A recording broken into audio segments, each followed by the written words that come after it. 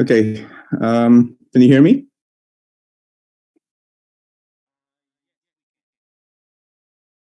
So I'm ready to go live. Let me know when. Okay.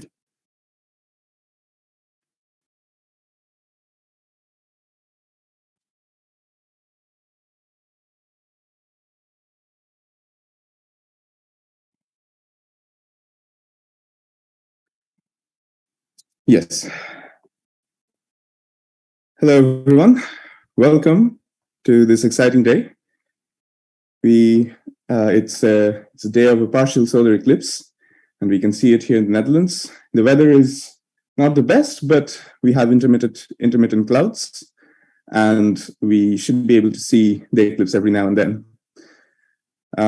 We have got a telescopic setup here, observing the partial solar eclipse, and we are at the outreach team of the Anton Pannekoek Institute, and we shall address some of the topics pertaining to eclipses. And if you have any questions, please you can post them in the YouTube chat, and we'll do our best to answer them. So, to cover what we're going to do in today's program, so I'll give a brief introduction who we are, and talk a bit about solar eclipses in general. Then I shall give a brief overview about today's eclipse, followed by a sneak peek into what we're observing right now. I will also take questions at the time. This will be followed by a guest lecture by our assistant professor at our institute, Dr. Antonio Oklopcic. And then we shall do this in two parts. And in between, we will also provide a live view of the maximum eclipse, which will take place around 12:05. And at the end, we will also show around our domes at the Anton Pannekoek Observatory, which is on top of Science Park 904. So I'm your host, Devarshi, and I'll be presenting and explaining today's eclipse. And I'm a PhD candidate here at the Anton Pannekoek Institute, and I work on neutron stars with Professor Anna Watts. And so neutron stars turn out to be these extremely heavy astrophysical objects. They weigh about twice the mass of the sun. But as you can see in this slide here, they are only about the size of a typical city, like in diameter. Here we have Manhattan for scale. And these objects are therefore extremely dense, and I'm trying to understand how such an object can exist. And usually stars that are way more massive than the sun end up becoming either a neutron star, or if it's even more massive, then into a black hole. So it's not just me. We have a whole outreach team, as I mentioned, with Esther, who is the coordinator of the team. We have PhD candidates Bas, Eve, Akshata, and Shagata. You will catch Bas, Akshata, and Shagata along with a few others also doing sidewalk astronomy. So we have set up telescopes at Ooster Park so that you can directly visit there and observe the eclipse. They have set up telescopes there to show the people. And we also have Yelmer, who is a master's student, helping out as well.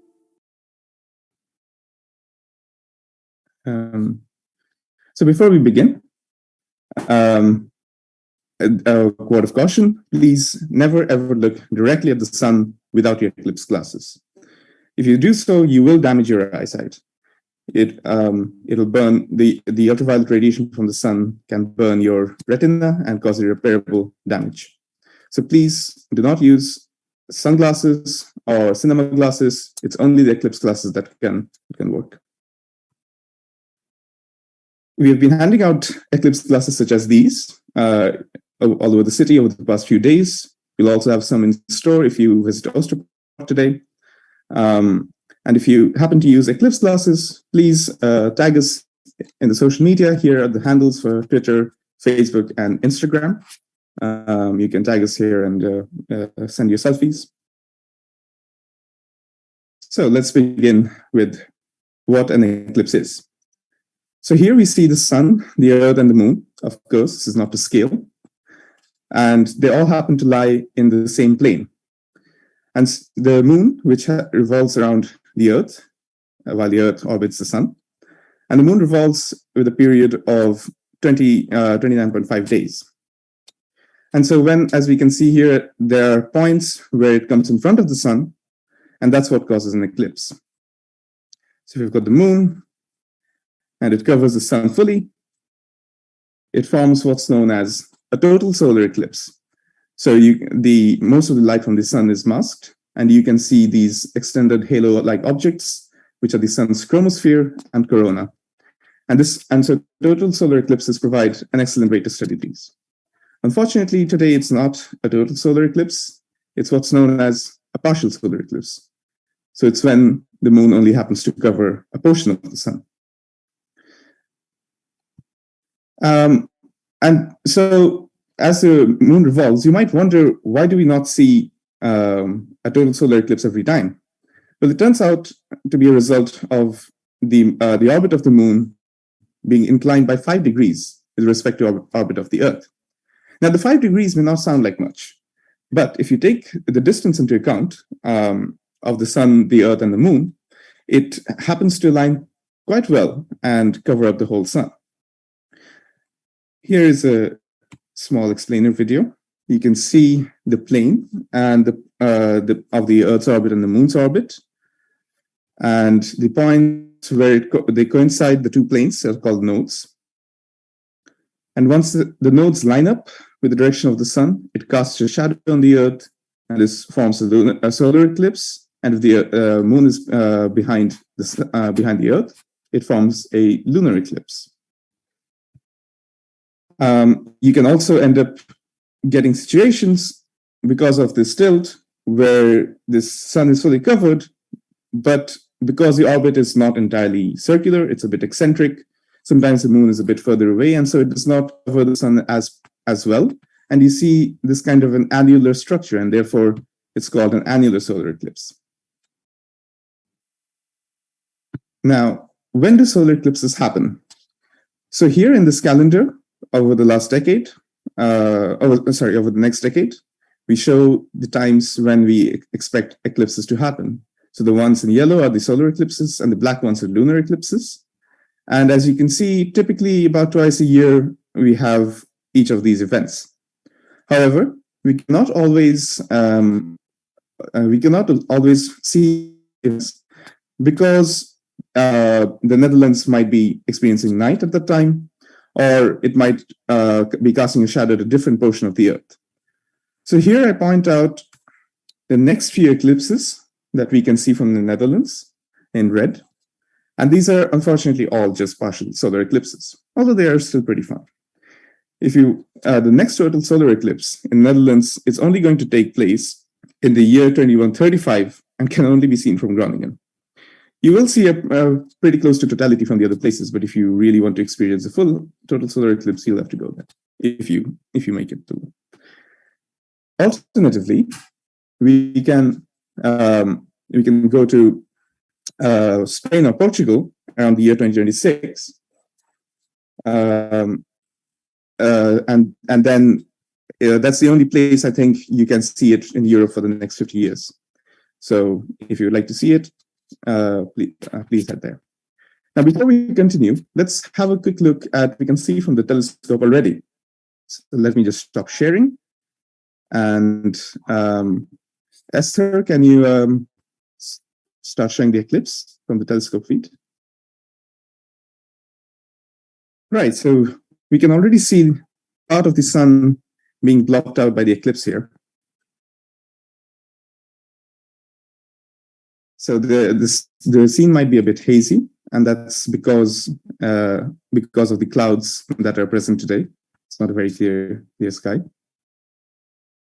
In the meantime, if there are any questions in the YouTube chat, please can someone let me know and we can try answering them.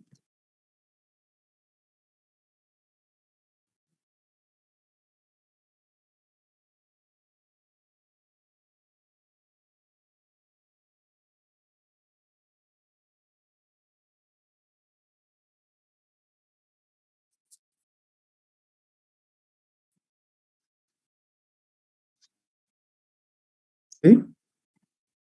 Seems like we don't have any burning questions.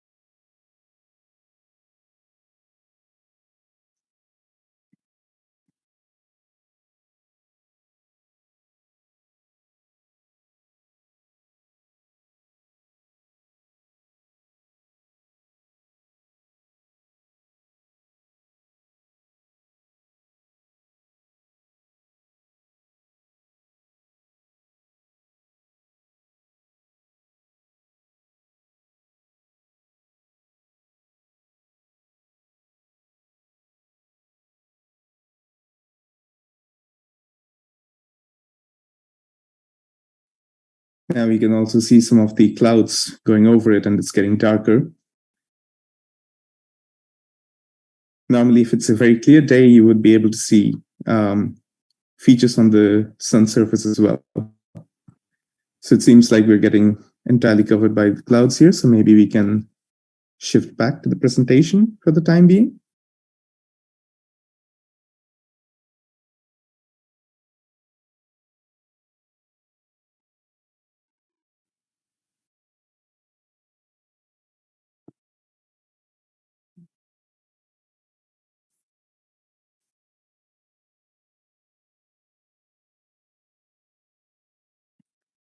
Yeah. So going back to the presentation. Yeah. So let me now talk a bit about today's eclipse, what we expect to see. So this is a map from the website heavensabove.com showing today's coverage. So this is a bit of a confusing map to understand. So let me help you with the animation. But before we do that, let's understand a few things related to eclipses. So when you have this kind of an alignment between the sun, the moon, and the earth, there are two kinds of shadows that are cast upon the earth. One, which is a very prominent shadow called the umbra, and one which is from the limbs, which casts a much fainter but a larger portion called the penumbra. So in today's partial solar eclipse, we actually can only see the penumbra of the eclipse. And let's now try to understand this better at an animation here. So if you see here, this is the portion that will experience the eclipse marked in blue. And as we go, and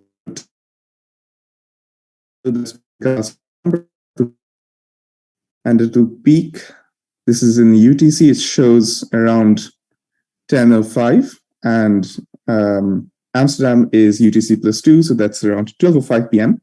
This is when we experience the maximum, and then it again moves over, casting a projected shadow, and it covers this entire area as a result.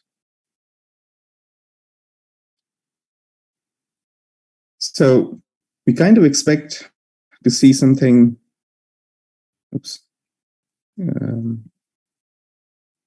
This video is not playing for some reason. Let me try to. Finally, there was also.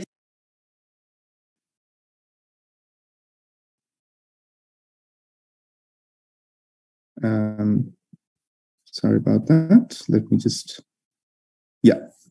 So this is a prediction of what we're supposed to see. We already saw that the eclipse has begun, and we can see this kind of crescent shape for the sun.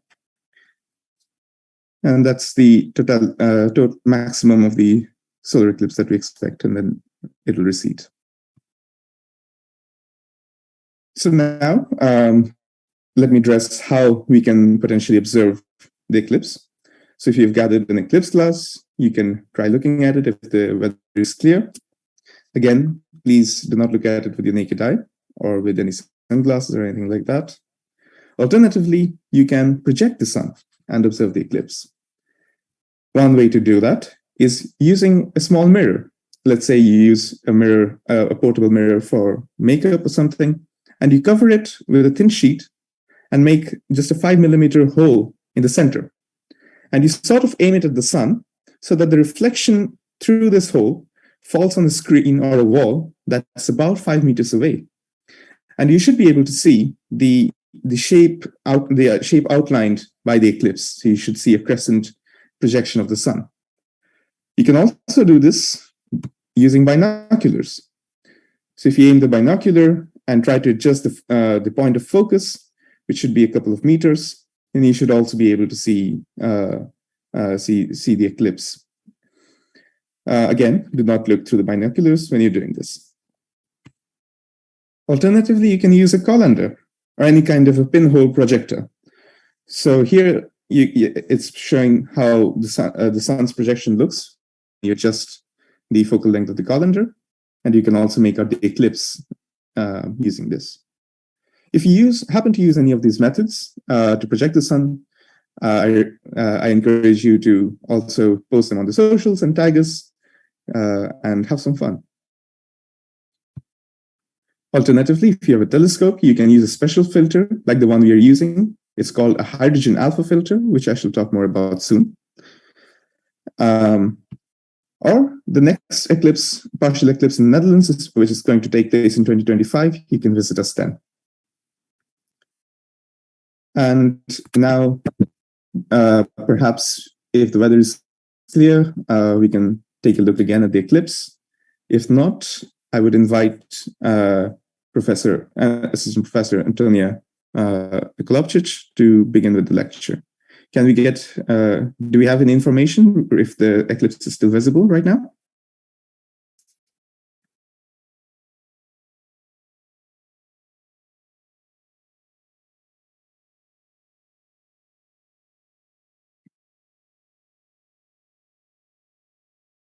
So I'm working with Esther and Eve today, who are working on the telescope. Esther, Eve, is there any report if it's visible?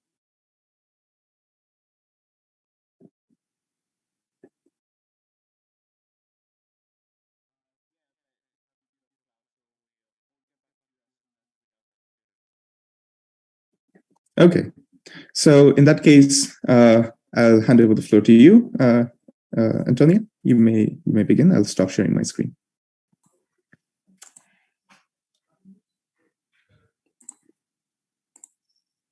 Thank you, Devarshi.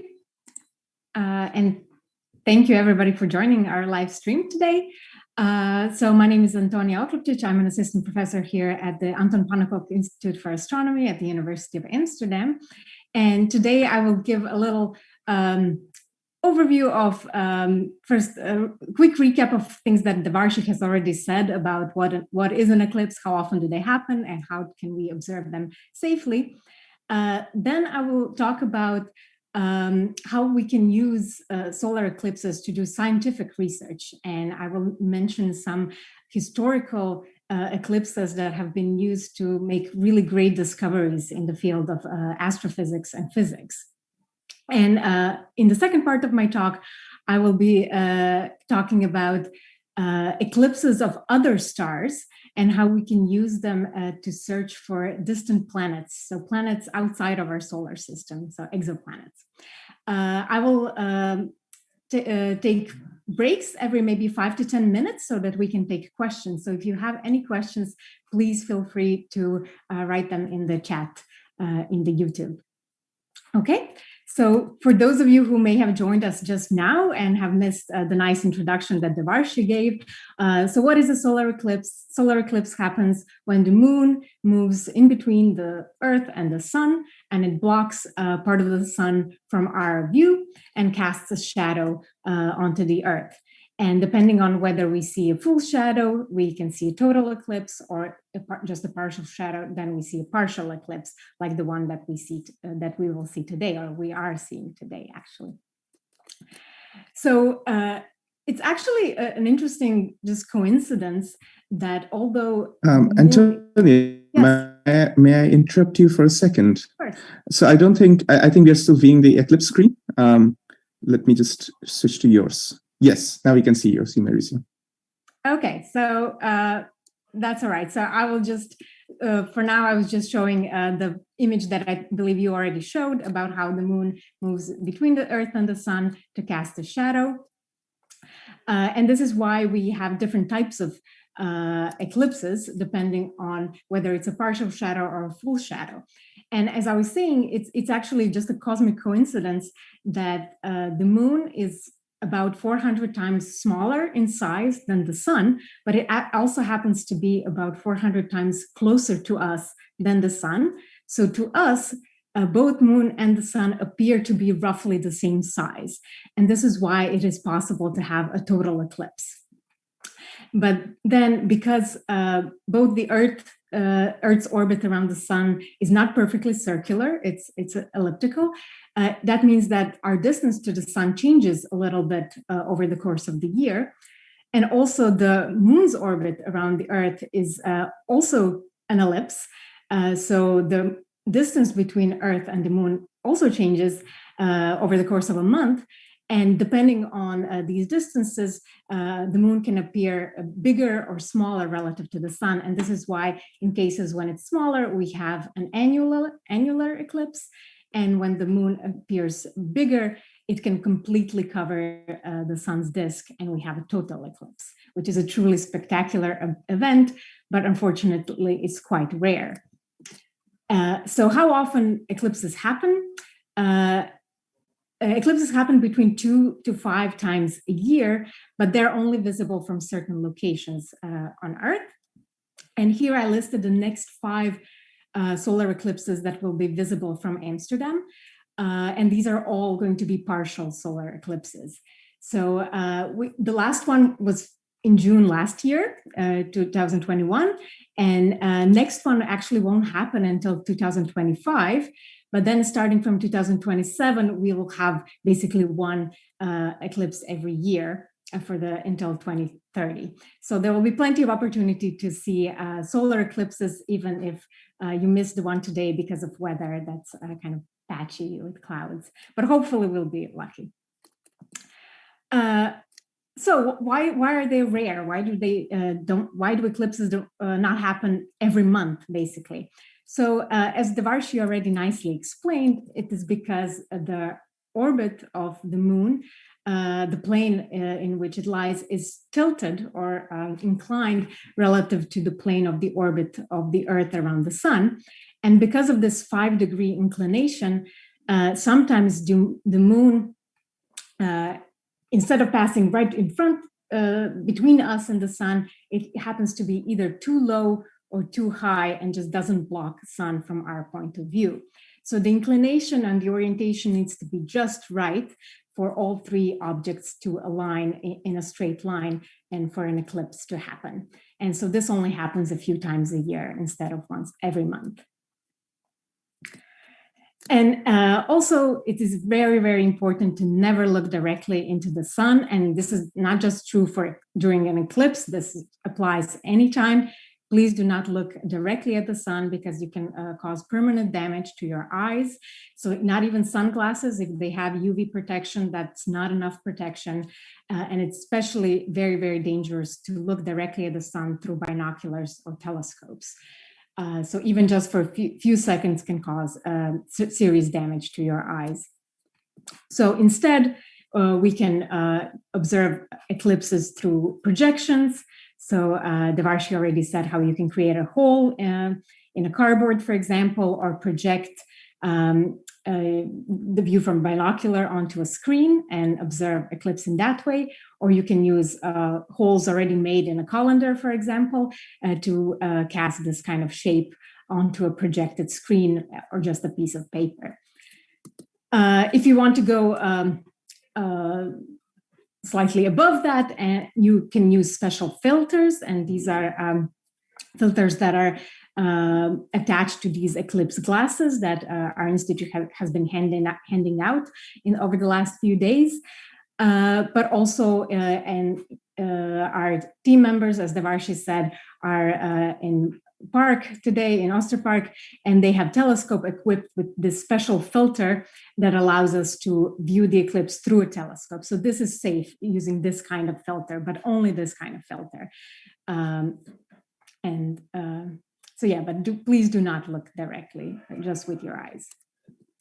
Okay, so now I think this is kind of a quick recap of this basic facts about eclipse. So I would be happy to take any questions now, or maybe we can move to the stream of the telescope if the clouds are gone.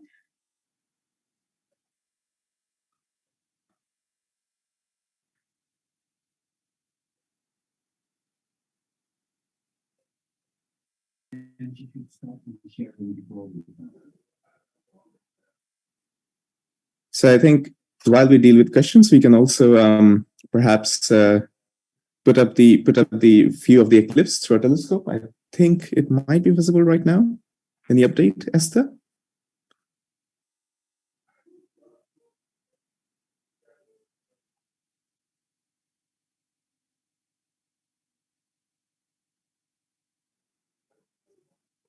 Okay.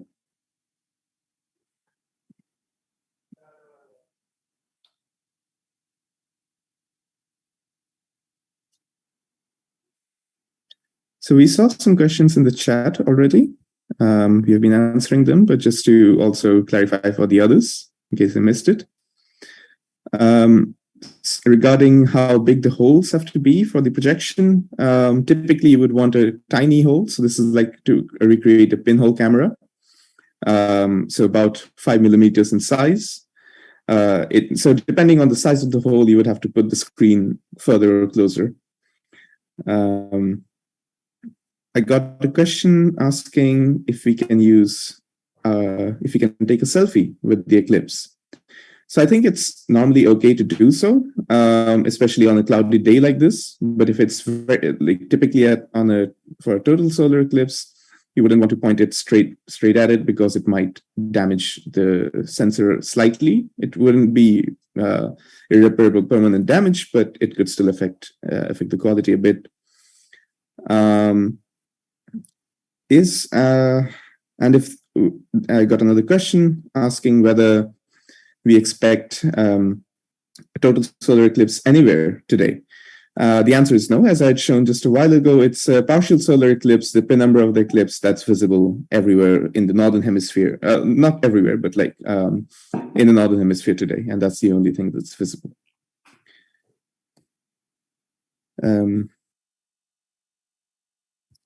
So it still seems like there's a lot of cloud. We hope the people at Oster Park are having a better time than we are, and they're being able to show passers by a better view. And hopefully, during the maximum, we also are able to see something.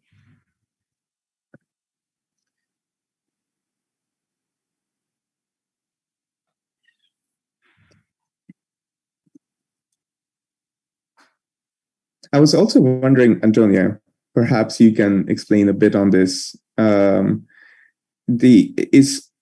we also expect the orbit of the Earth to perhaps somehow affect how big the eclipse is, like whether it's annular or total? Because sometimes it's further away and sometimes the Earth is closer to the sun. So exactly. So it's both the where exactly Earth is in its orbit and where exactly Moon is in its distance, in terms of distance, that affects the relative sizes of the sun and the moon that as seen from us here on Earth. So it's both those things that can affect whether an eclipse will be annular or a total eclipse if the moon passes through the center of the sun. If it just grazes the solar disk like it does today, then it's going to be a partial eclipse regardless of the distance. Right.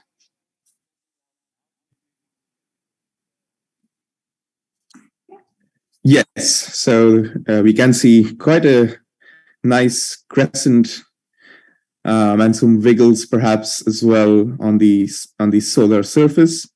It's not a very uniform circle on the other ends as well. You can, I guess, the quality, depending on the quality, perhaps you can also view some of the structures at the edges. Oh, I guess it's getting cloudier again. But so these structures are normally known as filaments or prominences, and they're basically the surface material of the sun that's being channeled through its magnetic field lines. And right now we are viewing this again through the hydrogen alpha filter. And the sun is mostly fusing hydrogen into helium at this stage of its life. And the hydrogen alpha is basically the wavelength of light, which is around like a dark ruby red in color.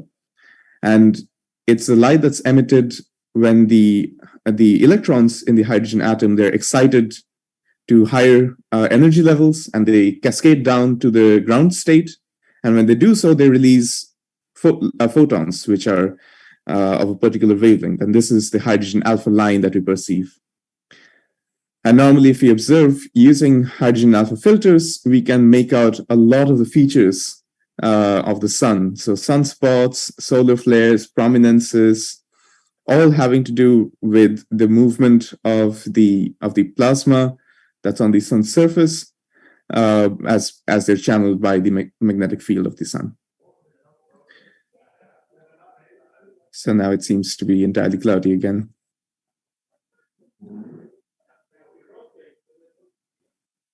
Are there any other questions in the meantime?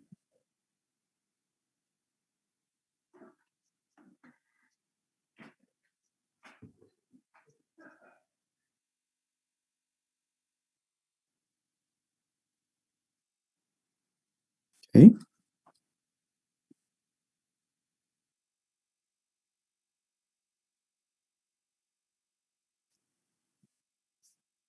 So a question, Antonia, that we often get during our API open nights is, for example, like during the lunar eclipse, like especially a total lunar eclipse, the moon looks kind of reddish. Could you perhaps shed some light on why that is? It has to do with the diffraction of light in the through the Earth's atmosphere. So, yeah, to use in simple terms, yeah. Now you put me on the spot here. I'm trying to come up with a quick answer. Yeah, it basically the light gets, as it filters through the Earth's atmosphere, it's projected on the moon, and it just happens that the reddish light is the most efficient at doing that. I see. So I guess it's like the reason why we see the sky as being blue. The blue light is probably scattered away, and then it's just a red light, I suppose, that falls onto the lunar surface. So should I continue with the second part, or? Yes, I suppose it's still quite cloudy. So if we get any update from Esther, I guess please feel free to interrupt us so that we may present. We are approaching the maximum soon. So yeah, just let us know. But yeah, so I think it's good to continue for the time being. Okay, thank you. And can you please let me know if my slides don't advance like before? Okay, so in the second part, I would just quickly like to say something about how we use solar eclipses for scientific discoveries. So throughout history, solar eclipses actually had a pretty bad reputation. So there were a lot of superstition around them, and people considered them to be bad omens or signs of like bad historic events that are about to happen. But of course, this is all superstition, and there's no reason why events like that should have any effect on human lives. So now today we think of them as popular attractions, people and ways to do scientific and science outreach, like the event that we're doing today. But also they're an opportunity to do real scientific discoveries. And this is what I would like to talk about in the next few slides. So I guess this Antonia? Yes. So I think we have some viewers. Okay. Excellent.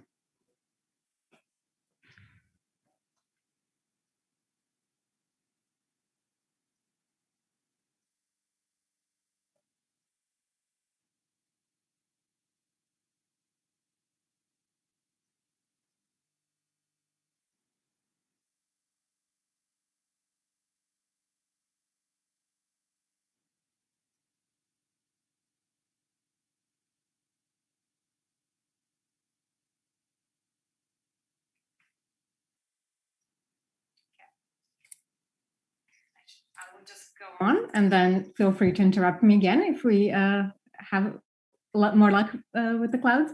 So this is an image of the very first successful photograph of a solar eclipse. It was taken in the middle of the 19th century at kind of the dawn of this scientific exploration of solar eclipses. And this is already quite remarkable because you can see a lot of these interesting features that we see in this so-called solar corona, which is the uppermost layer of the sun, which I will talk about more in a couple of slides. So people already started learning so much about the sun already in the mid-19th century. And then in 1868, a number of people actually used at the time a new instrument called a spectroscope, which is able to disperse light into different colors or different wavelengths and observe different spectral lines of different elements. And at the time, it was already known that different elements in nature produce different spectral lines. But quite surprisingly, when they observed a solar eclipse with a spectroscope, they discovered an unknown yellow line, which is shown here. And they just didn't know what element it belonged to because none of this was observed on Earth before. And it turns out that this is an element called helium. This is the second lightest element in nature. And it's called helium because it comes from the Greek word helios, which means the sun. And it was named that way because it was actually first discovered in the sun. And only a few decades later, it was first found on Earth. So this was one of the most significant discoveries made using solar eclipses. And this is now we come to probably the most famous total solar eclipse in scientific history. This is the total solar eclipse of 1919, which was used to confirm the predictions of general relativity, a theory that was only developed a few years earlier. So this was a huge success of Einstein's prediction. So here is on the right is actually a report from newspapers at the time that showed, here's a nice image how this total eclipse, the path of totality, as we call it, passed through South America and Africa. So an expedition was launched, and actually two teams. One team was sent to Brazil, and another team went to just off the coast of West Africa to observe this total solar eclipse. And what they wanted to, their goal was to observe positions of stars that are very, very close to the sun. And according to the theory of relativity, the sun, because it's massive, it distorts space-time around it, and it causes deflection of light, even starlight from stars that are very distant, very far away, but just happen to lie in the same line of sight. So a star that's actually here, its light would be slightly bent because the sun actually forms kind of a lens in space-time. And so the light would appear on Earth as if coming from a different position than the actual position of the star. And this bending of light is really, really tiny. So this effect causes the position of the star, or the apparent position of the star, to move on the sky less than 2 arc seconds, which is really, really tiny. So extremely precise measurements had to be made. And of course, you normally cannot do this during daytime because just the day sky is so bright because of the sun. We don't see stars. So this is why a total solar eclipse was needed for the moon to block the light from the sun. And during the total solar eclipse, you can actually see stars on the day sky. And this is exactly what these two teams did, one in Brazil and one in Africa. And their measurement of the change in position of star was exactly as predicted by general relativity. And this made headlines at the time of all the news, and it basically made Einstein a worldwide celebrity because his predictions came true. And then So these are historic eclipses that have been used for some really major discoveries, but we still use solar eclipses for research today. So I mentioned already that we can use eclipses to study the solar corona, which is the uppermost layer of the sun. So here is a sketch of kind of a cross-section of different layers of the sun. And the visible portion of the sun, or that's called the photosphere, so the thing that we normally see, it's called photosphere. Its temperature is roughly about 6,000 degrees. But above it, some 2,000 kilometers above, is this uppermost layer starts, that's called corona, and it has this kind of crown-like shape around surrounding the entire sun, and it's made up of extremely hot material, plasma. So plasma is basically when all the atoms are just ionized completely, and the temperatures are somewhere in the range of 1,000,000 degrees. So it's a quite remarkable environment. It's quite a remarkable just even there are so many things that we still don't fully understand about how this layer of the sun even gets heated to such really extreme temperatures.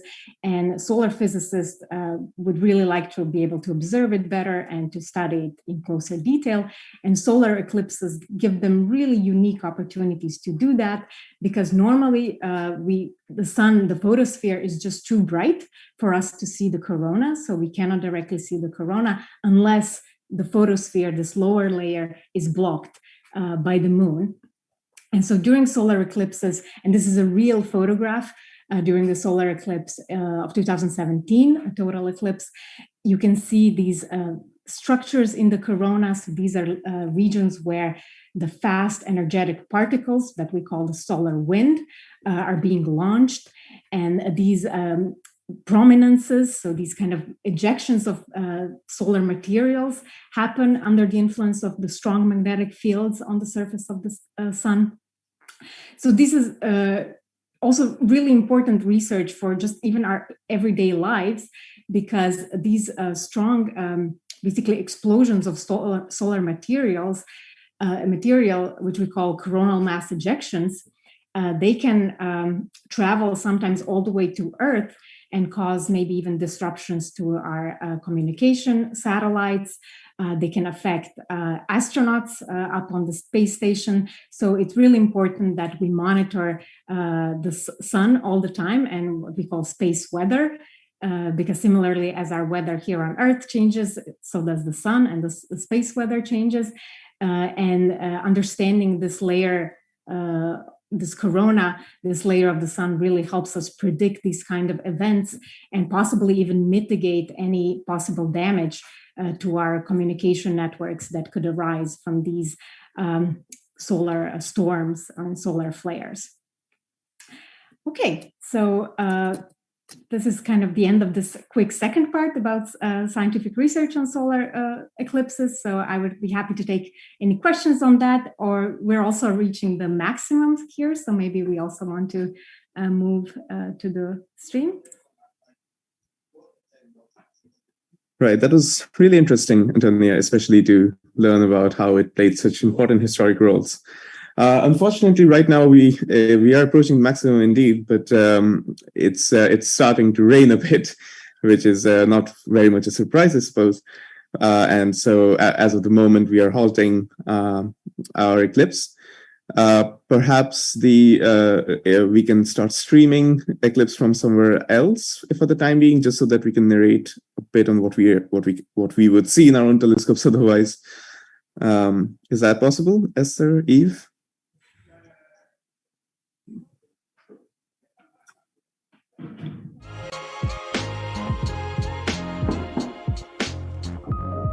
In the meantime, if there's also questions, please, again, you could use the YouTube chat box to post them.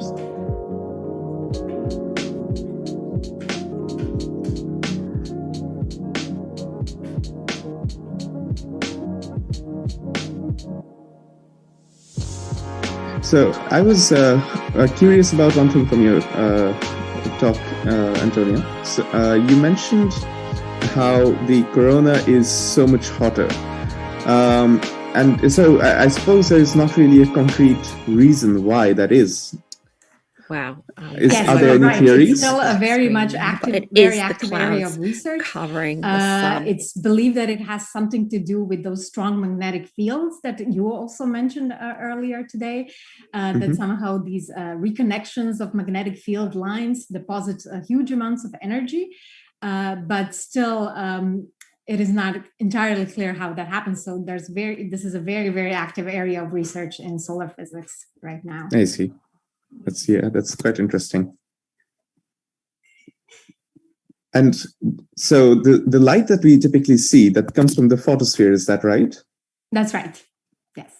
And which is another reason why it's so bright, it completely overwhelms all other layers of the sun. So I should say in between for the photosphere and a chromosphere and the corona, there's another layer that we call the chromosphere. And also we don't see it on every day, but during a total eclipse, in just a few seconds before the totality and after totality, it's actually possible to see the chromosphere as this really tiny ring of pinkish or red, circle basically, and that's the chromosphere. So total eclipses are really, really fascinating events. So it's really an experience. If you're able to Graham, see how are you? It's quite remarkable. Hey, yes, good morning. Indeed, Alessandro. it is on my bucket list at some point to visit somewhere. I think there's people who dedicatedly chase after total solar eclipses whenever they occur. I think they occur like once in every 18 months, but they cover so less part of the Earth's surface that it's really hard to be at the right place at the right time. Some clouds exactly. I think the next over the sun, one, but there's one in 2023. I think it might be observable from Northern Australia or something. That part of the world, and another really big one in 2024 over the continental part of the United States. These images are those coming are the two big ones coming up. Yeah, that's really interesting. Let me check if there's any other questions. There are two. So I'm getting a report that there are two live streams going at once. Can the technical team please check on this? Apparently there are two live streams taking place together. Is it perhaps the test case that we had tried this morning? Is that still running? Okay, seems like it's solved. Great. Thank you, Eve. Any luck with the seems that behind me I'm also monitoring through the window if it looks sunnier than usual. If not, perhaps we can start streaming some external view of the eclipse for the time being.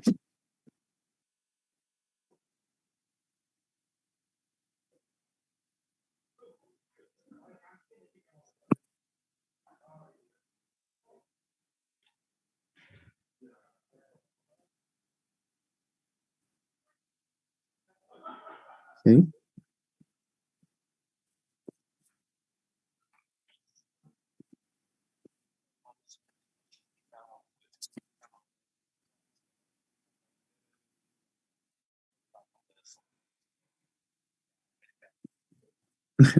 I see.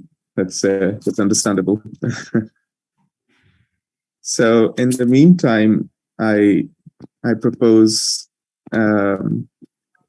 we go ahead with the lecture in that case. Is that okay, Antonia? Okay, of course. Okay. All right. Do you see my slides now? Yeah. Yes.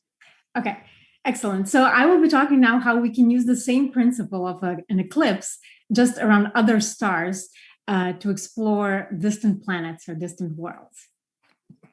So basically the same principle applies. So as if we think about us here on Earth looking at some faraway star and it has planets orbiting around it, it may just happen that those planets lie, that the plane, the orbital plane lies so with respect to our line of sight, so that the planet pass right in front of the star. And then in that case, we see a little bit of an eclipse, a little dimming of the star. Now, of course, this happens again very rarely, just because the orientation needs to be just right. So for most planetary systems in our cosmic neighborhood, they will most likely be aligned and in some other way, and we won't actually see them crossing in front of the stars. But for certain fraction, certain minority of systems, we do actually see these eclipses happening. And these eclipses help us learn a great deal about these distant worlds.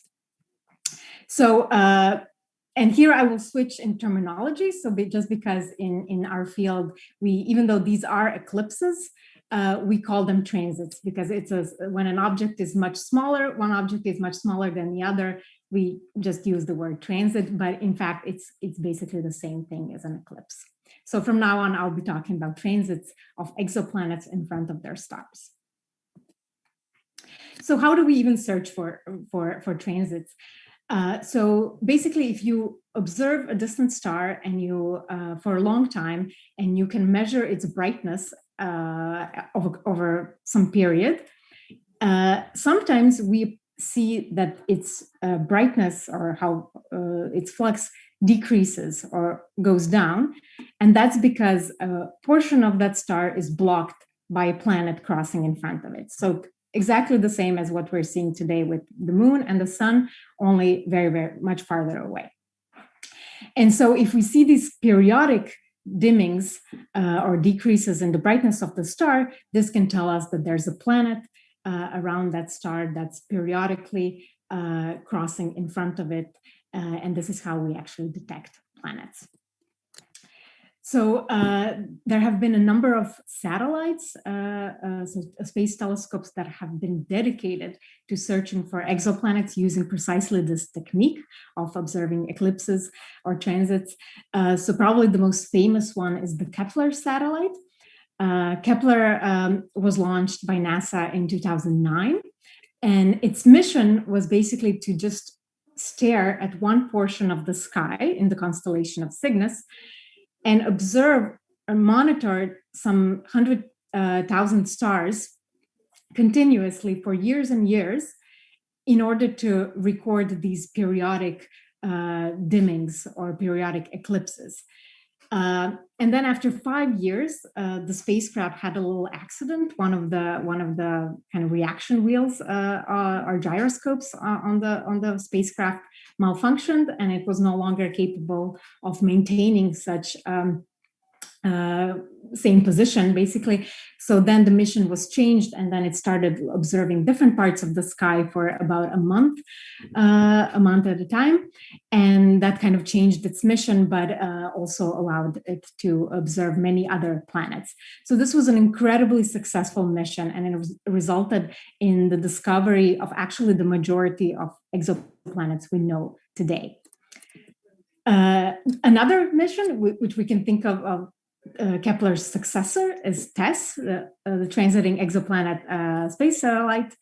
It has a different mission. Instead of staring at one portion of the sky, TESS wants to observe all the sky, so entire sky, and search for exoplanets that are very close to us, that we can study in much greater detail, and to learn about them, what they're made of, and how they formed and evolved. So this TESS was launched in 2018, and it's still operational, whereas Kepler has is no longer working. But we don't actually have to go to space to use transits to detect exoplanets. We can do this from the ground, and actually, you don't even need a very, very large telescope to do it. People observe exoplanet transits with even relatively small ground-based telescopes, so almost like maybe high end of amateur telescopes. And some of the most exciting discoveries have been made from the ground using small arrays of telescopes like these. So as I mentioned, Kepler was extremely successful. These ground-based searches have been successful, and TESS is now giving us lots of exoplanet candidates. So this transit method, so using eclipses to find planets, has been by far the most successful method of finding planets around distant stars. And today we have found and confirmed more than 5,000 since the early 1990s, when the first exoplanet detections happened. However, because Kepler's mission was to observe really one portion of the sky continuously, it was able to do like a statistical census of a representative portion of our galaxy. So because of that, how this mission was designed, we actually know a lot more about how common planets are in our galaxies. And we know that there are more planets in our galaxy, more planets than stars in our galaxy in a statistical sense. And this is because of this kind of census style of research that Kepler performed. So even though we only have 5,000 confirmed, we know that there's billions of them in the galaxy. And we also know that they're very, very diverse. So exoplanets come in all shapes and sizes, and in some quite unexpected types that we don't even have in our solar system and that we didn't really expect we would see. So, and here in this diagram, which shows how big they are relative to Earth and what is their orbital period. So on this graph, Earth would lie at one size, and here around 300 days. So this is where Earth would be. And we see that we have all sorts of planets. So we have a category of planets which we call hot Jupiters. So these are really big planets like our own Jupiter, but except Jupiter lies here far out from the sun. These called hot Jupiters orbit their stars at very, very close separations, 100 times closer than the Earth is to the sun. So they are exposed to really extreme temperatures and really extreme conditions. And then we also have small planets, kind of like what we call rocky planets, like terrestrial planets, like the Earth.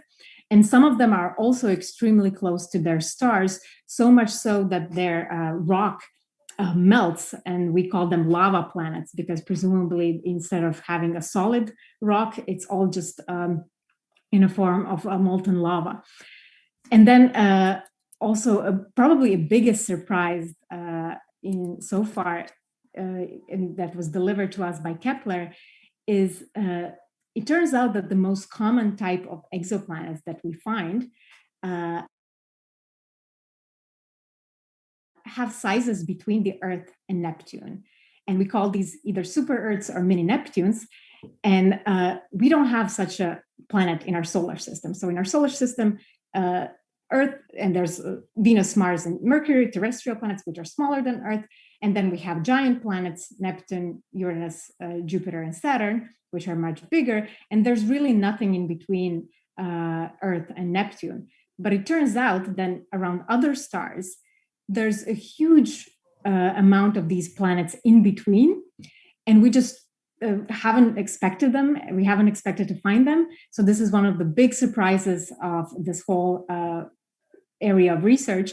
And we still don't quite yet know, should we think of them as kind of Earth-like planets, just bigger, or are they more like Neptune, just smaller, or something in between? And so this is a really exciting area of research. So a lot of people are working on characterizing these planets better so that we understand what they are. Because we cannot study them in close because we don't have such a counterpart in our neighborhood.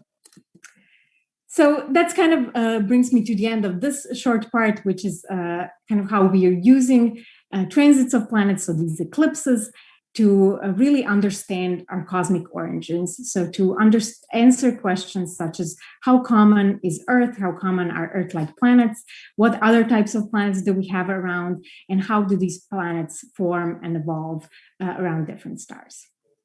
And now I'd be happy to take questions. Thank you, Antonia. That was there's some really exciting science that you've been up to. I had one question in the chat from Ingrid. It says, "Is there footage from other telescopes possible?" So I think this ties back to what you mentioned about amateur astronomers also being able to detect such transits. So I had a similar question myself, and I was wondering, is there a particular advantage or that we gain by sending out these telescopes like TESS and Kepler? What can we additionally see? You mean advantage over observing from Earth? Well, yes. There's always an advantage of going beyond the Earth's atmosphere because we can make a much more precise measurements.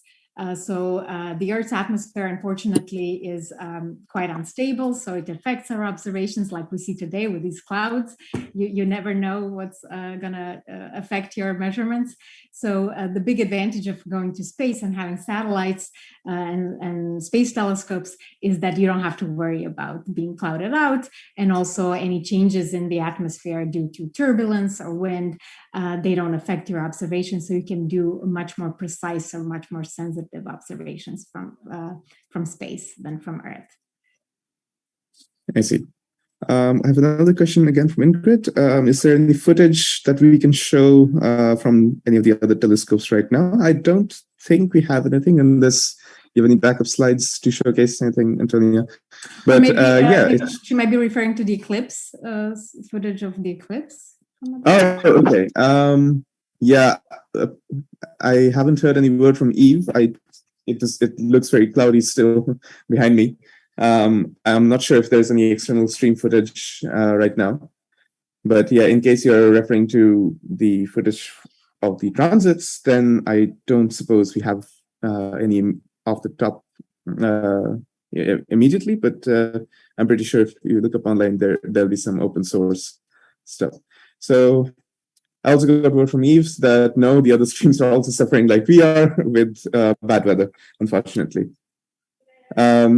Let me see, are there any other questions? When will be the next full solar eclipse? So I think you answered it. The immediate next one is in Australia, you mentioned. When was it again? Yes, I think it's in 2023. I'm not sure if it's actually the next one. I think there might be one in between that's only visible like from the ocean somewhere, but I think one that's actually observable from some land mass, I think is in 2023 in the spring, I believe. It's visible from Northern Australia and that part of like Asia, part of Asia nearby. Mm-hmm. And I think closest to us maybe is the one in North America in 2024. Also, I think in April 2024. Okay. Yeah, and I think in Europe, the next one is in 2026 around Spain and Portugal. So you can also check that. Right. So I don't see many more new questions, but I was wondering some things from the talk, from some of the things you've shown in the talk. So recently, as we know, many of us might know that the James Webb Space Telescope was launched, and I think one of the exciting prospects of it is to study exoplanets. Could you shed some light as to what new science we might be able to do with James Webb? Exactly, that's a topic for that's coming up in my next portion of my talk. So I will be talking about how we can use these transits not only to detect exoplanets, but actually study their atmospheres and characterize them in much greater detail than just saying, oh, they're out there. So yeah, would that now be a good time to move on to that if nothing's happened with the telescope stream? Yeah, I suppose so. Okay, yeah, let's do that because it seems that we still don't have any feed from other links as well. Okay. So as I mentioned, we can use the same technique of observing transits, but not only to detect planets, but also to say what they're made of and what are their properties like. So even maybe infer what the weather is like on distant planets. So to do that, we use the technique of transit spectroscopy. So we basically observe transits, but not in just one wavelength, or but in many different wavelengths at the same time. So this is what this little movie shows, is that if you have this eclipse of a planet or eclipse, and you observe it at, for example, the purple wavelength or the green or yellow wavelength, the apparent size of the planet may appear a little bit different. And as a result, the eclipse will appear bigger or smaller. So this dimming will change. And this actually tells us a lot about the atmosphere of the planet. And the reason behind that is that if a planet has an atmosphere, and the atmosphere is composed of different molecules or different elements, they absorb light at different wavelengths differently. So here in this graph shows for different molecules how much they absorb at different, as a function of wavelength. So for example, we know that ozone, O3, is very good at absorbing ultraviolet or UV wavelengths, because we know that that protects us from the harmful influence of UV radiation. So we see here in this pink color that O3 absorbs a lot in this UV wavelength range. On the other hand, something like water or water vapor in our atmosphere absorbs light most efficiently at infrared wavelengths. So over here, shown in this kind of brown or yellow, dark yellow color. So if we see that the atmosphere of a planet absorbs more or less light at certain wavelengths, and using this kind of comparison, we can say that it contains water or contains ozone or contains methane or any other species. So that's kind of the basic principle behind using what we call transit spectroscopy. So we observe in transit a planet and its atmosphere that appears bigger or larger depending on the wavelength. And as a result, we create a graph that looks like this, that shows how deep this eclipse was as a function of wavelength. And then we compare it with our model predictions that tell us, oh, if a planet has lots of water, it should have a little bump here or a little bump there. And then basically this is how we can tell this planet has water, or this planet has carbon monoxide or carbon dioxide or any other molecule. So spectra are incredibly informative. They teach us a lot about what goes on in the atmospheres of these very distant planets. So they give us information on the chemical composition, so which atoms and which molecules are present. They can also be used to measure the temperature in the atmospheres. So as I mentioned before, some of these planets are extremely close to their stars, and we've been able to measure the temperatures in their atmospheres in thousands of degrees. So these are really truly harsh environments, very, very extreme temperatures. We can even use spectra to say whether there are clouds or whether the skies are clear on distant worlds. We can use spectra to measure speeds of winds. And remarkably, we've been able to measure speeds of several kilometers per second wind speeds on some of these hot Jupiters, which is orders of magnitude faster than winds that we have here, even in the Netherlands, which is very windy. So some of these worlds are truly extreme climates, extreme weather conditions. And this is all thanks to spectroscopy and thanks to transits or eclipses that we can actually learn all of that. So as Devarshi already mentioned, the latest great observatory or the latest tool in our toolbox is the JWST. Some of you may have watched the launch on Christmas Day last year, so in December 2021. It's often considered the successor to the Hubble Space Telescope, so it's much bigger than Hubble. So it's the size of its mirror is over 6 meters, whereas Hubble's was slightly over 2 meters, and it covers a very different wavelength range, so much broader range of wavelengths, which will allow us to study many more molecules than just haven't been accessible to us so far. And I'm sure many of you have seen beautiful images from James Webb that were released last July and have been coming in. And as part of that first data release, you may have seen this, what we call spectrum of an exoplanet. So this was one of the first results of JWST. It shows a spectrum. So again, like I mentioned, how big of an eclipse the planet produces as a function of wavelength for this hot Jupiter type of planet. And here we see evidence of water vapor in this atmosphere. And slightly later, I think this came out in August, another spectrum of a different hot Jupiter that show a really beautiful detection of carbon dioxide in the near infrared. So we're really learning a lot from Webb already, and it's producing remarkable data. So it's really delivering on its promise.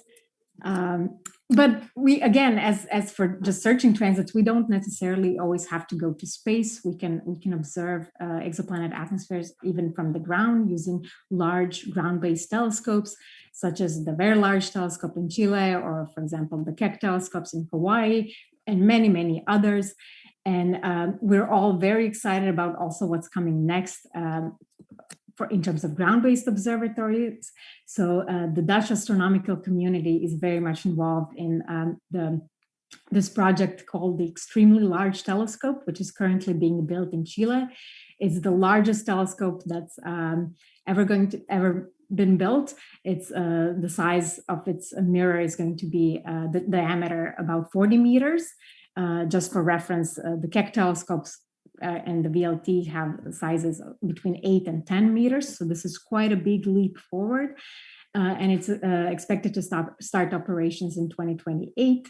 And this will really allow us an unprecedented view on the atmospheres of exoplanets and other science in astronomy, but in the context of exoplanets, it will really allow us to study the atmospheres of other planets at such great detail, like nothing like has been done, like has been possible so far, including other Earth-like planets. And of course, something that we're all very excited about, it will give us the possibility to even maybe search for signatures of life on other planets. All right, and that brings me to an end of this section.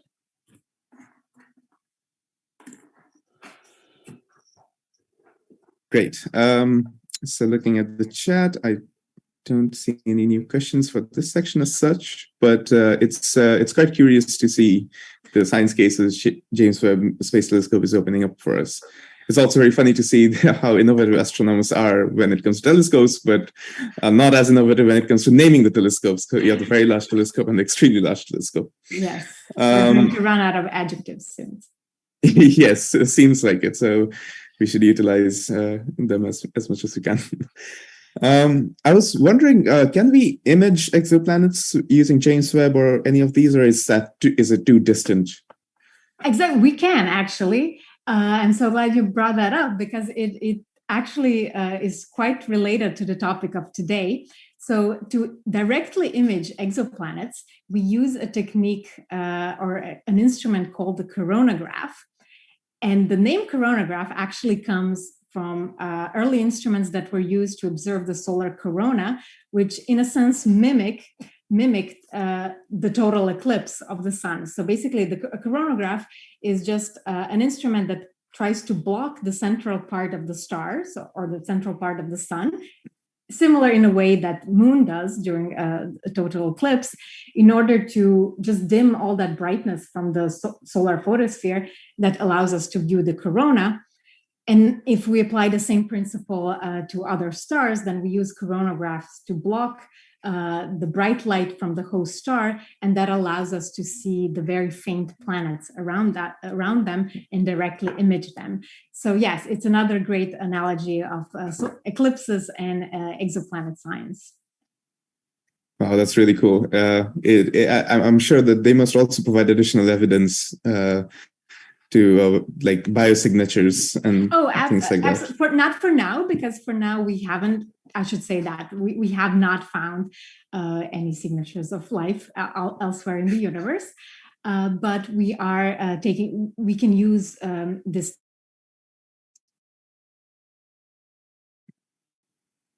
their spectra of their atmospheres directly, and then analyze what their atmospheres are made of, and possibly search for signatures of life one day.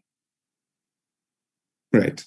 But it's already interesting to see that we can detect water and like carbon dioxide, which are crucial, as we know, for life to form. I'm getting a bit of echo.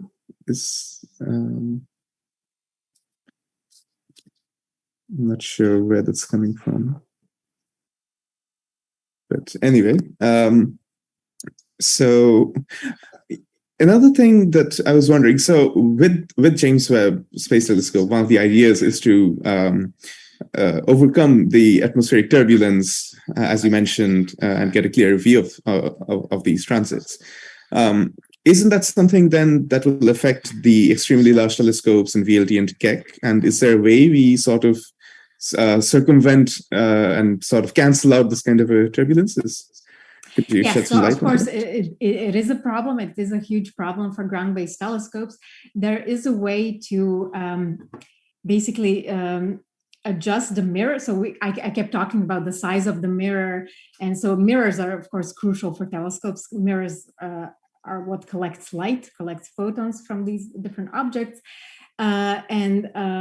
But of course, this light comes through the atmosphere and experiences all the turbulence in the atmosphere and gets kind of moves around, let's say. But our mirrors, if they're, we say, deformable, in a sense that they can, in real time, counteract these kind of movements of the atmosphere to kind of correct for these distortions, they can produce much clearer images than if we didn't have this capability. So this is a very advanced technique that is used on some of these telescopes, but of course it's also very challenging for a technological standpoint. But it has been successful so far. Right, I can imagine, because it also must take place in real time. So Exactly. I guess that's where it makes it particularly challenging. But it's good to see that it works. Right. Is there any update for the view? I suppose not. But Eve, any updates?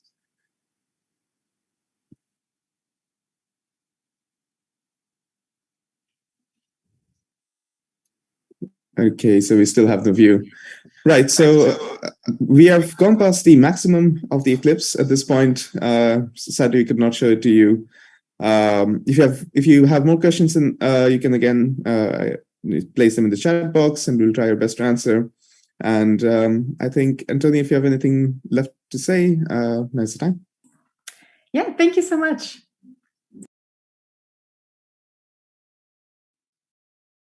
Right. So thank you, Antonia, for this really wonderful lecture and some really interesting insights onto how eclipses sort of tie up in this grand astrophysical scale and help us do so many interesting and cool science. Okay, so in that case, since we can't really observe at this point, I can crack on with a small tour of our domes at the Anton Pannekoek Observatory. So maybe I can share my screen for that. Yeah, here we go. Oops. Right, so as we're currently observing, we decided to film beforehand. So we have two domes at Anton Pannekoek Observatory, and this is the solar dome, the smaller of the two. Oh, sorry. Oops. The smaller of the two. And you can see here, so here we go up the stairs onto the roof, and we have this kind of a semicircular dome-like structure on top, and this is the telescope in the center of the screen. So here you can see on one end, towards the bottom of the screen, these are counterweights. These are massive counterweights to keep the telescope stable as we are moving it around, to make sure the mount does not topple over. And as we go around, this is actually a dual telescope setup. We have two tubes here with different, I'm sorry, it keeps on jumping ahead. But so this is the view of the telescope. So here you've got the telescope on this mount, which is then placed on these motorized these motors, and the whole thing is placed on top of this pillar here, as we show now. And this pillar goes all the way into the ground and is not connected with the rest of the building. And so the idea here is that as we conduct long-term observations, any kind of motion within the building does not affect them. So going forward, so this is the back end of a telescope. So let me pause here for a second. So to the right, here we have an imager. So what I mean by that is it's a sensor that is very similar to those of your phones, but of course these are optical filters. So this is like the filters that we use, and we have the instructions for different kinds of settings. So as I was mentioning, we can use the hydrogen alpha filters. We also have oxygen and others, and then we can project the image onto the CCD, the charge coupling device, which is the sensor, and which then is fed onto our laptops. So then we move on to the second telescope here. And here, let me go ahead a bit. Yes. So as it says, this is the LISA spectrograph. So as Antonio was showing just a while ago, we can observe spectra for these exoplanets. And similarly, we can also observe spectra for the sun, for other stars, and so on. And this is the device that we use to sort of segregate the different wavelengths of light that are incident on it. And we can see the contribution at each of these wavelengths. And the LISA spectrograph it's quite advanced and it can really break down at angstrom levels the different wavelengths of light. On top here, we have a tiny telescope coupled with these bigger ones. And we have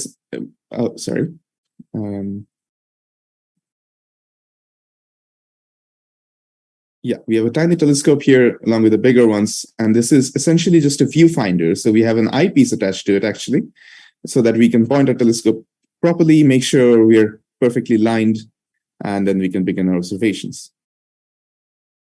So these telescopes here, they're mostly used for educational purposes. Bachelor's and master's students of astronomy and astrophysics at the University of Amsterdam use these for observation projects. You can also see Eve here, who has been helping us with the observations today.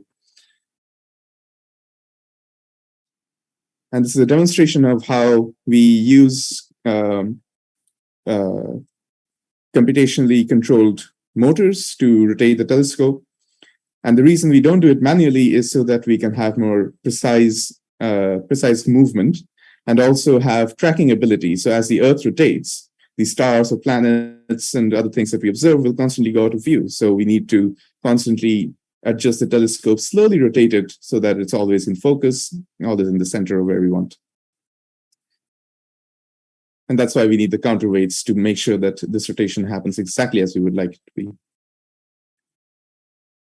So Eve here has removed the cap from one of the telescopes, and we can take a sneak peek inside it. So we see a giant mirror in the center of it. So this is a Cassegrain design.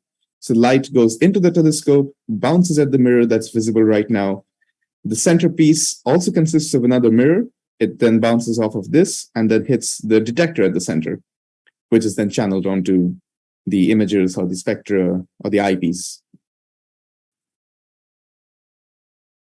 Depending on where the telescope needs to point, as you can see in the dome, we have this huge hole here from where the light comes through. But now the telescope is pointing away from it. So we can actually rotate the entire dome. It's completely mobile. And that allows us to point exactly where we want during our observations. And you can even see the other dome over here, which can host our bigger telescope that we use more for research purposes. So this entire thing being mobile allows us to point at any direction, protects the telescope from wind and rain and other weather conditions. We can even close it entirely during any kind of a storm. So it's quite a slow moving object, but yeah, it's quite heavy, so I guess that makes sense.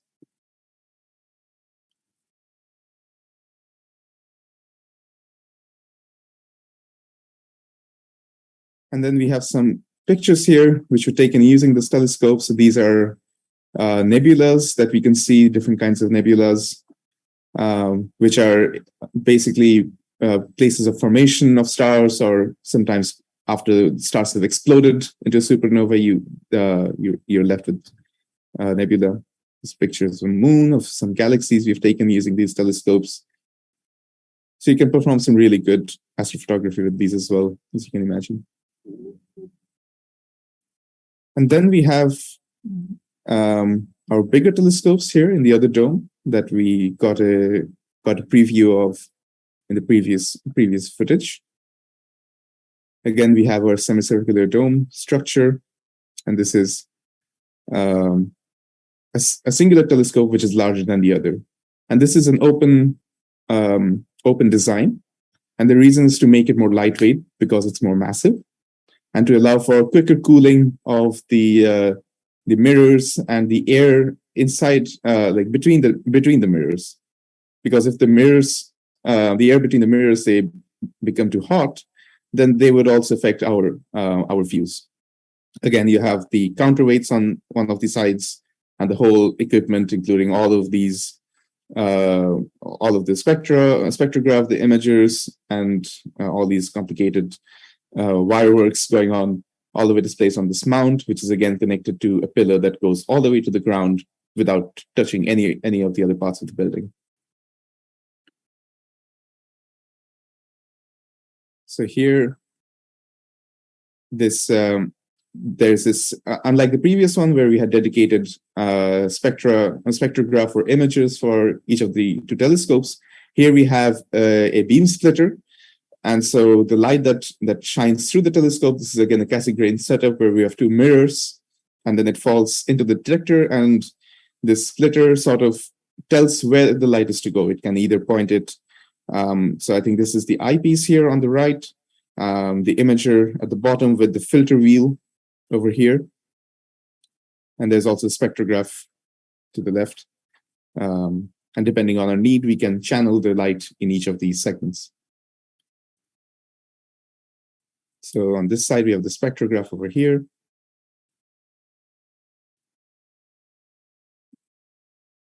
You also have these fans to cool off the detectors and all these other equipments so that we have less noise being generated in the detectors due to the heat. And here we can see the secondary mirror, which then reflects light back into the detectors. And these structures here, they're also made of carbon fiber to make sure that the telescope is as light as possible and can track more efficiently. You can also see a lot of plug outlets as it draws a lot of power to move this entire equipment. And that is where the light enters in this tube in the center of the field.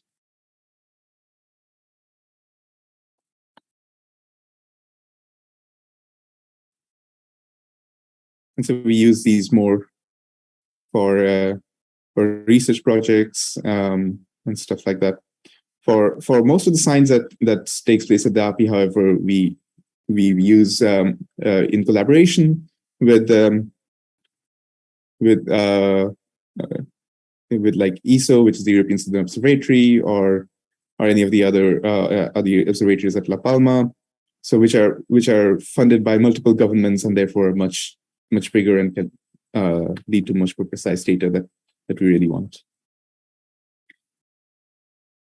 Right. So I suppose the weather is still hazy. It's a shame that we could not show you more of more of the solar eclipse. Are there any questions in the chat in the meantime? Suppose not. We are also approaching the end of the eclipse.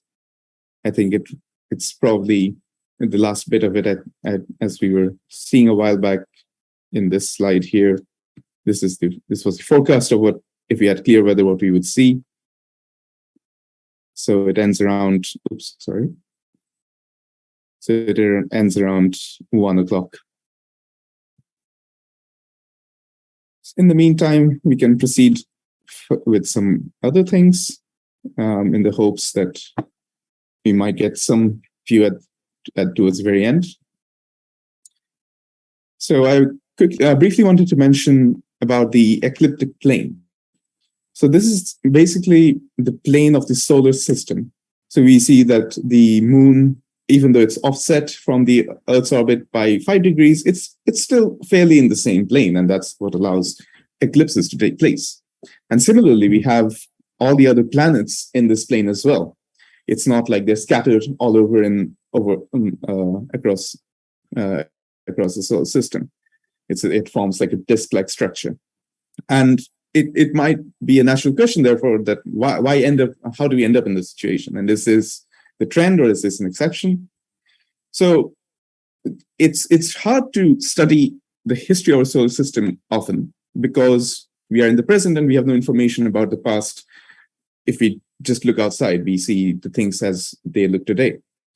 But what we can do is observe the different systems along different stars in our galaxies and make inferences. So astrophysics very often is similar to, let's say, if an alien were to visit Earth, take a few snapshots for a few seconds, and try to decipher what the human population looks like. So they would find people that are old, people that are young, people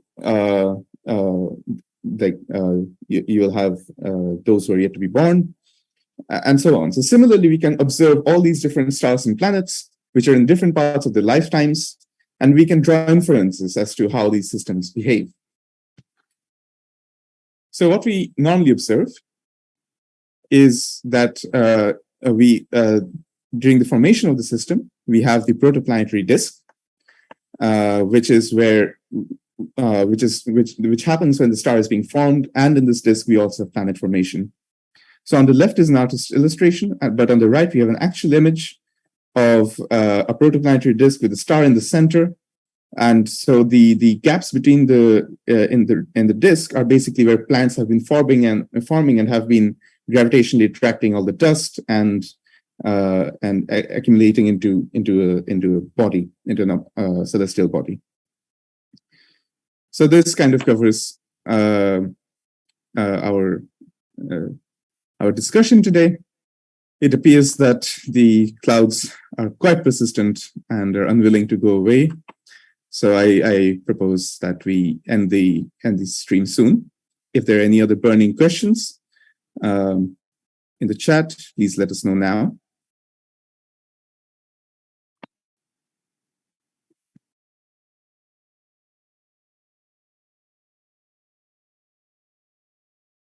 Yeah, I don't see any immediate questions.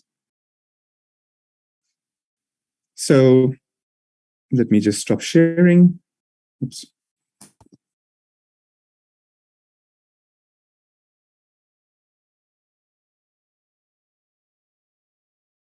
Yeah. Okay. Once again, thank you everyone for joining us at the live stream. Hopefully next time we'll get a better view.